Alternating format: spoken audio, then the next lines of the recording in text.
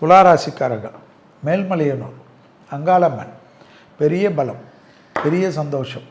6ஆம் இடத்தில் சனி பராப வருடம் முழுவதும் காத்திருப்பதை ஞாபகத்தில் வைத்துக் கொள்ளுங்கள். சகலத்திலும் வெற்றி, தொட்டது தொடங்கும், வார்த்தைக்கு மதிப்பு, குடும்பத்தில் அனுகூலம், குடும்பத்தில் அசையமசைய பொருள் சேர்க்கை, இழுபறியாக இருந்த பிரச்சனைகள் தீர்வது, தாய் வழி உறவு, தந்தை வழி உறவு மேன்மை அடைவது, தொழில் உத்தியோகம், வியாபாரம், படிப்பில் மிக கவனமாக இருக்கக்கூடிய ராசி.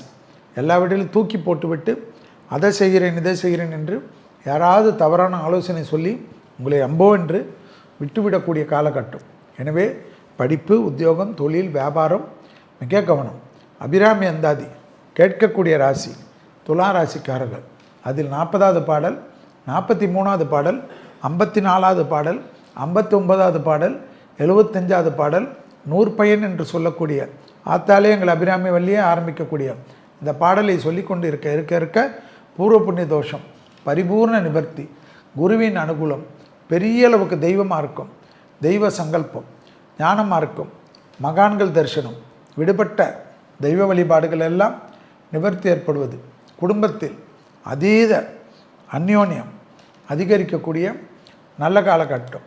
தொழில், உத்தியோகம், வியாபாரம், படிப்பு சம்பந்தப்பட்ட யோக பலத்தை அதிகமாக பார்க்கக்கூடிய ராசி துலா ராசிக்காரர்கள்.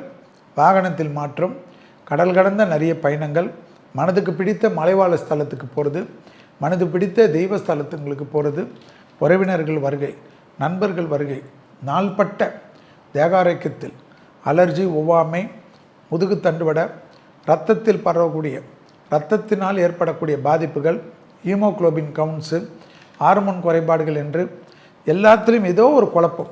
இந்த குழப்பம் தீரவில்லை என்று 10 வருடம் 11 வருடம் கஷ்டப்பட்டு கொண்டிருந்த துளாராசிக்காரர்களுக்கு இந்த வருடம் நிரந்தர தீர்வு, நிரந்தர மருந்து, நிரந்தரமான ஒரு விஷயம் உங்கள் வாழ்க்கையும் உங்கள் தேக ஆரோக்கியத்தையும் புதுமைப்படுத்தும்.